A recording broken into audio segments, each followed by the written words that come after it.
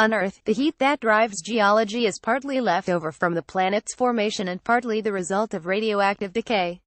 For the smaller bodies of our solar system, neither of these should be big factors. Yet many of them are geologically active thanks to heat generated by gravitational interactions. Uneven gravitational forces throughout a moon's orbit leads to internal flexing, generating enough heat to power geysers and volcanoes.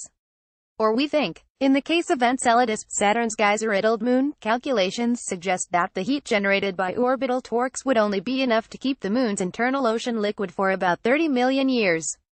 And, once its subsurface ocean freezes, the moon's ability to flex goes down, which means less internal friction to warm it back up again.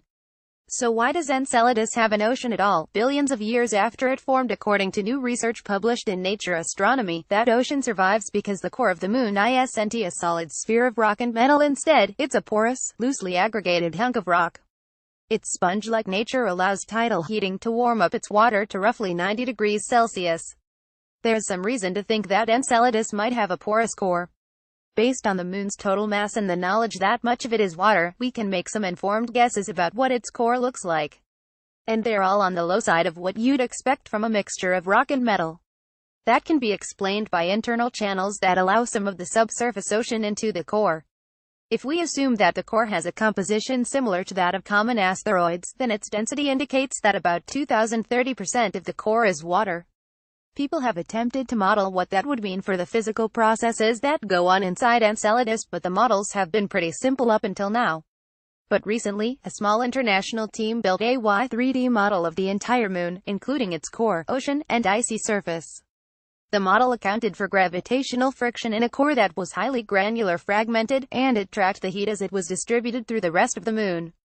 The models varied based on details like the porosity used and how much friction was generated. But all of the conditions produced a significant amount of power, anywhere from 10 to 30 gigawatts.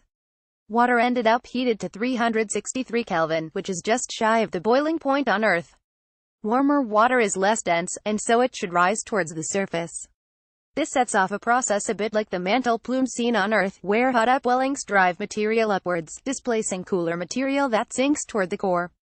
Any seafloor hotspot that generates power over 5 gigawatts is able to create a plume. Given a small enough core and high enough energy, these combine to create a web of upwellings across Enceladus' interior. Heat also ends up concentrated under the poles, which may help explain why liquid water is closest to the surface there, powering its geysers. As long as the power generated is above 15 gigawatts, it's enough to keep Enceladus' global ocean liquid for billions of years. No other sources of heat other than the gravity-driven tidal effects are required. While it may be hard to imagine the core of an entire moon being fractured enough for any of this to work, Enceladus is relatively small and might not have formed in a way that generated enough heat to completely rework its core. Its radius, for example, is only half that of the dwarf planet Ceres in the asteroid belt. So there's a chance that the core is something akin to a rebel pilot that's seen on smaller asteroids. Nature Astronomy, 2017. doi 10.1038s4155001702898 About moi.